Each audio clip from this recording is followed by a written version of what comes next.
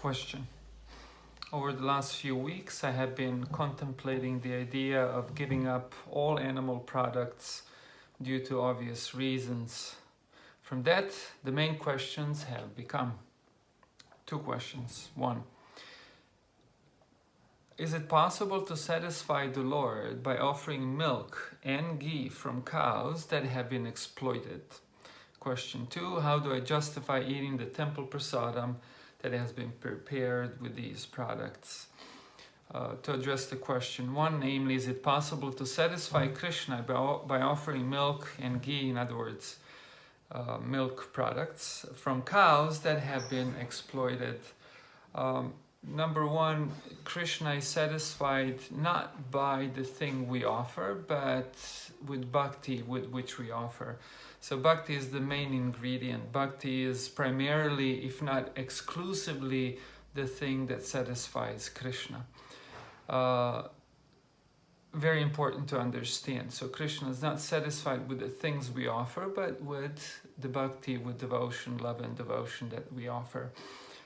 Now, if one has devotion to Krishna, then naturally that devotion is going to extend to all that Krishna encompasses. Krishna encompasses everything, all beings, humans, animals, plants, everything. So it is explained in the bhakti literature that as one's bhakti matures, one's devotion expands, not only expands beyond Krishna and starts to encompass all of Krishna's energies, everything that Krishna includes, all living beings, etc., etc. That's one of the differences between a beginner devotee and an advanced devotee. So as one realization matures, one will come to understand that Krishna is not alone. You cannot separate Krishna from Krishna's energies. This is one aspect of atheism, for example. In his commentary to Bhagavad Gita, Srila Prabhupada, Bhagavad Gita 9.27, Patram Pushpam Palamtyam, etc. Srila Prabhupada writes that what one should find out what Krishna wants and what he doesn't want, because having bhakti or making offerings to Krishna with bhakti, with devotion, involves wanting to know what Krishna wants and what Krishna doesn't want. Foods obtained by violent means are not what Krishna wants. They're not pure.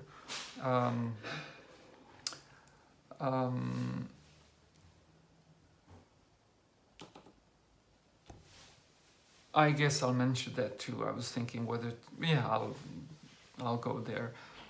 Among some devotees, there is the idea that milk products not only can but should be offered to Krishna, because who and what else and in which ways will these animals that are captured and tortured to their deaths from the beginning of their lives, who and what will benefit them? Unless devotees use their products. I personally think this is a really ludicrous idea, seriously ludicrous idea. My understanding prevents me from agreeing with this. What does this mean? Should we then now begin to use all animal products obtained by violent means, like animal leather? Leather is not by itself considered impure. For example, animals that naturally died, their skin traditionally have always been used for making shoes, instruments, mridanga, etc., etc. But because nowadays these leather products are not obtained by moral means, rather by immoral means, therefore Srila Prabhupada asked of us not to use leather shoes, for example, a thing which is traditionally perfectly normal. Was perfectly normal. Why? Because back then these products were obtained by non-violent means. So because the food that is obtained by violent means, I cannot for the life of me consider pure and offerable to Krishna, and I think ideally should not be offered offered to Krishna.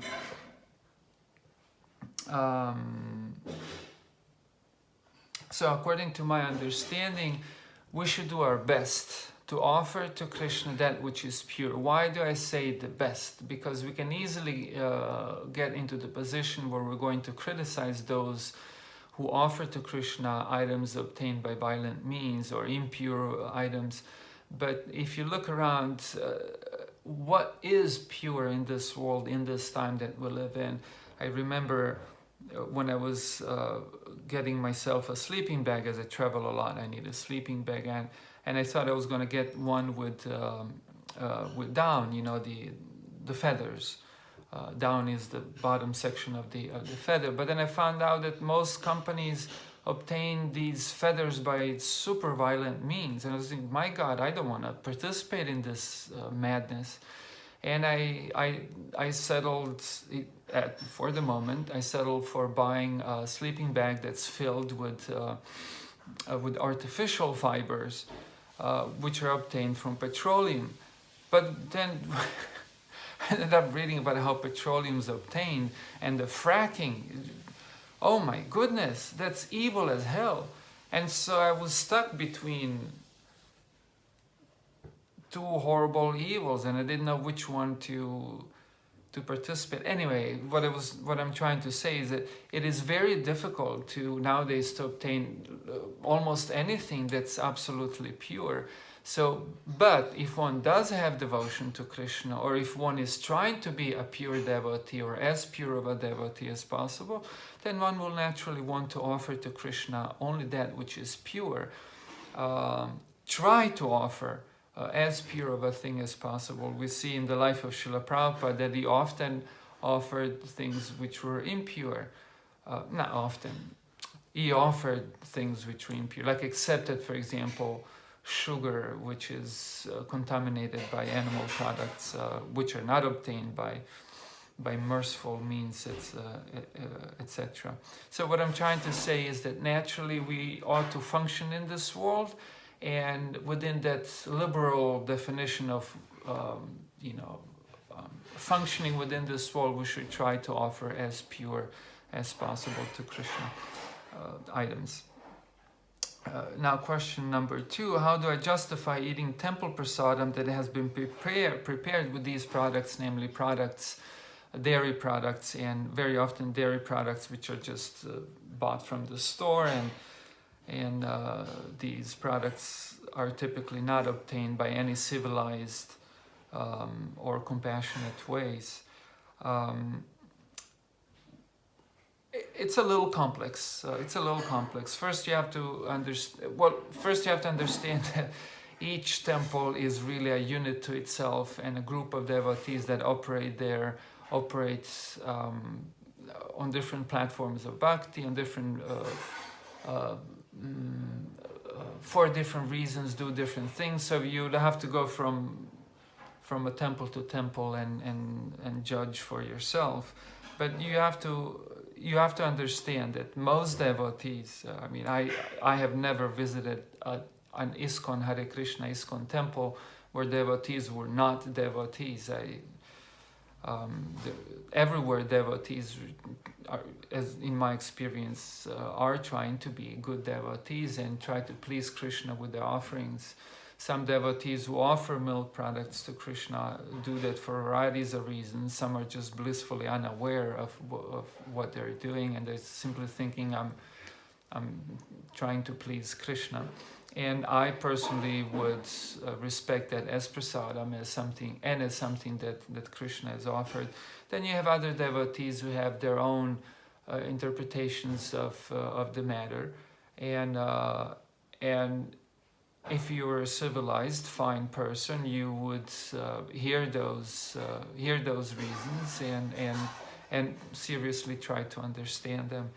You also have to understand that most temples operate on some traditional values and ways and means, which are rooted, based in agrarian culture, dairy consuming culture, dating from way back when people were obtaining their dairy products by civilized, compassionate ways, suitable to a civilized Hare Krishna devotee. So, because temples operate on those principles, on those cultures, they have the pressure of maintaining these standards. Like if you look at the manual as to what you should offer daily to Krishna, there's a whole lot of dairy sweets, for example, dairy products that you would offer to satisfy Krishna. But then I know many temples who go really out of their way to find cows that are properly treated and then obtain their milk products from there. So it is really your choice, but I would respectfully ask you to, when you go from temple to temple, to not behave like a Nazi. Sorry for the strong term. To not be belligerent, but you try to understand devotees. And I personally, if devotees have offered dairy items to Krishna, I would accept them as prasadam and would honor him. Or you could, like I know plenty of devotees who live in the temple, who are very mature, who do not accept dairy products even when they go to temples. Why? Because that is their vow, by which they're trying to raise awareness of this rather important problem, and in this way they're again expressing their bhakti to Krishna and to all of Krishna parts and parcels.